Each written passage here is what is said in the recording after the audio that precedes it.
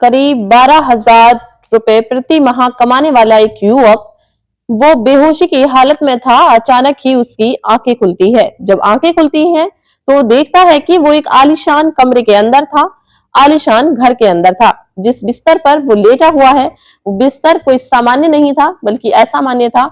इससे पहले उसकी जिंदगी में ऐसा बिस्तर कभी नहीं आया था। जब उस पर हाथ लगाता है वो मखमली गद्दा देखकर एकदम उसकी आंखें खुल जाती हैं और खुलने के बाद जैसे ही देखता है उस कमरे के अंदर ऐसी कौन सी वस्तु थी, ऐसी कौन सी चीज थी जो दिख नहीं रही थी। बेहद खूबसूरत, लेकिन इससे भी हैरान कर देने वाली बात ये थी वहीं पास में ही एक सोफा रखा हुआ है। सोफे पर 3 लड़कियां बैठी हुई हैं, साथ ही एक लड़की जो बिल्कुल फ्रिज के करीब है। उन लड़कियों को देखने के बाद उसकी आंखें खुली की खुली रह जाती हैं। दरअसल उन लड़कियों ने अंडर गारमेंट्स पहने हुए थे, इसके अलावा कोई कपड़ा उनके तन पर था ही नहीं। वो सोचने पर मजबूर हो जाता है, उसे ऐसा लगता है जैसे कोई सपना हो, लेकिन वो सपना नहीं था बल्कि एक सच था। ऐसा सच, इतना भयानक सच, उसने उस सच की कभी कल्पना भी नहीं की होगी। एक लड़की उसके पास आती है, गिलास में उसे पानी देती है, कुछ गोलियां देती है, कहती है इनको खा लो। वो लड़का ना नुकर भी करता है, लेकिन उसे मजबूरी में वो गोलियां खानी पड़ती हैं। उन गोलियों को खाते ही उसके शरीर में अलग तरह के बदलाव देखने को मिल रहे थे। उसके साथ जो होता है उसने कभी कल्पना भी नहीं की थी और आज इस बात की गूंज हर अखबार, हर टेलीविजन के वेब पोर्टल पर गूंज रही है। हर कोई जानना चाहता है कि आखिरकार वो 4 लड़कियों ने उस मजदूर के साथ ऐसा क्यों किया। आदाब, नमस्कार, सत श्री अकाल, अस्सलाम वालेकुम। मैं साजिया। आज की जो सच्ची घटना मैं आपको सुनाने जा रही हूँ, ये सच्ची घटना है पंजाब प्रदेश का एक शहर है जालंधर और उसी शहर का एक इलाका लगता है कपूरथला रोड। दरअसल 21 नवंबर 2022 की शाम लगभग 7 बजे के आसपास जब सड़कों पर पूरी तरह से अंधेरा हो जाता है, स्ट्रीट लाइटें जली हुई हैं, एक मजदूर अपने फैक्ट्री से काम करके, चमड़ा फैक्ट्री से, और अपने घर की तरफ जा रहा था। तभी उसके बराबर में एक सफेद रंग की कार आकर रुकती है और जैसे ही कार आकर रुकती है तो उस कार में से शीशा नीचे होते ही उस व्यक्ति की तरफ आवाज जाती है और कहती है भाई साहब सुनो, आपसे बहुत जरूरी काम है। जैसे ही वो लड़का उस कार के पास पहुंचता है तो अंदर से एक पर्ची दिखाते हुए एक लड़की कहती है कि हमें इस पते पर जाना है, क्या तुम हमारी मदद कर सकते हो? हमें इस पते के बारे में कुछ जानकारी नहीं है, आपको हो तो बता दो। वो कहता है कि मैडम मैं तो एक चमड़ा फैक्ट्री में काम करता हूँ, मजदूर आदमी हूँ, ज्यादा पढ़ा लिखा नहीं हूँ, ये एड्रेस कहाँ का है मुझे इसके बारे में कोई जानकारी नहीं है, महज 400 रुपए मैं रोज कमाता हूँ, इससे ज्यादा की मेरी औकात भी नहीं है। जब इस तरह की वो बातें कर रहा था, अपनी बात रख ही रहा था कि अचानक से उसके चेहरे पर कुछ ठंडी ठंडी वस्तु आकर गिरती है, जिसको इससे पहले कि उस चीज को वो समझ पाता, कुछ उस केमिकल को, उस चीज को वो समझ पाता, तब तक वो बेहोश हो जाता है। और बेहोश होने के बाद कुछ देर बाद ही, यानी कि 7 बजे का वाकया होता है, लगभग 2 घंटे के बाद, रात के 9 बज चुके थे, तब उसकी आंखें खुलती हैं। आंखें खुलती हैं एक बड़े से घर के अंदर, एक आलीशान घर के अंदर। उस घर में ऐसी सुख सुविधा थी, हर चीज थी, हर वस्तु थी। जिस दीवार पर, जिस जगह वो नजर मार रहा था, उसने अपनी जिंदगी में उससे पहले ऐसा कभी घर, ऐसा कमरा नहीं देखा था। तभी एक लड़की उसके पास आती है। वो लड़की उसको कुछ गोलियां देती है, पानी देती है, और जब उसका विरोध करने की वो कोशिश कर रहा था तब उन लड़कियों ने कहा कि तुम्हारे साथ वो अंजाम किया जाएगा जिसकी तुमने कभी कल्पना भी नहीं की थी। हाथ और पैर उसके पूरी तरह से बांधे हुए थे, इसलिए वो ज्यादा कुछ कोशिश कर भी नहीं सकता था। तब वो मजबूरी में आकर उस व्यक्ति ने, उस लड़के ने, वो शांत पड़ा रहा और उसने अपनी आंखों से देखा उन लड़कियों ने अपने आप को बिल्कुल नग्न अवस्था में कर लिया। जब वो नग्न अवस्था में हो जाती हैं तो वो लड़कियां वही शराब रखी हुई होती है, उस शराब को पीना शुरू कर देती हैं। इससे भी हैरान कर देने वाली बात ये थी कि किसी भी लड़की की उम्र 20 साल से कम नहीं थी और 24 साल से ज्यादा नहीं थी। वो लड़कियां आपस में कभी अंग्रेजी में बातें करती थी तो कभी पंजाबी में बातें करती थी। वो मजदूर ये सब समझ नहीं पा रहा था कि आखिरकार उसके साथ क्या हो रहा है।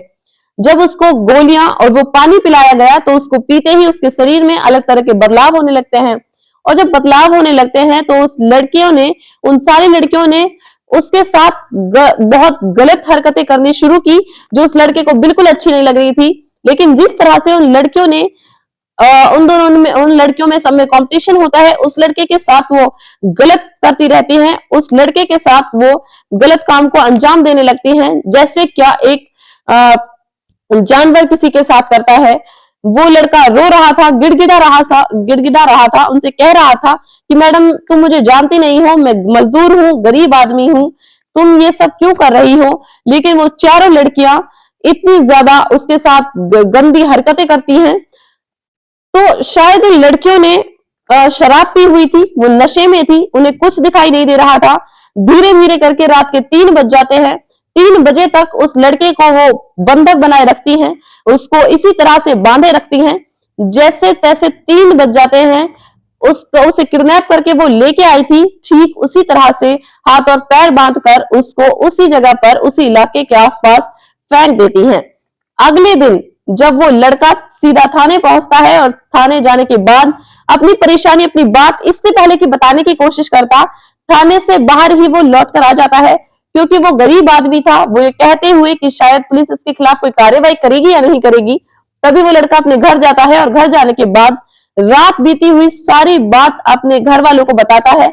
और यही बात उसके घर वालों के माध्यम से बात मीडिया तक पहुंच जाती है। और जब ये बात मीडिया तक पहुंचती है तो ऐसा कौन सा अखबार, ऐसा कौन सा टेलीविजन का वेब पोर्टल था, ये अखबारों में कौन सी जगह थी जहां पर इस घटनाक्रम को, इस न्यूज को जगह नहीं मिली थी। जब लोगों को ये पता चला कि 4 बड़े घर की लड़कियों ने एक मजदूर के साथ रेप किया था, गलत किया था, वो भी रात 9 बजे से सुबह के 3 बजे तक उसे बंधक बनाए रखती हैं।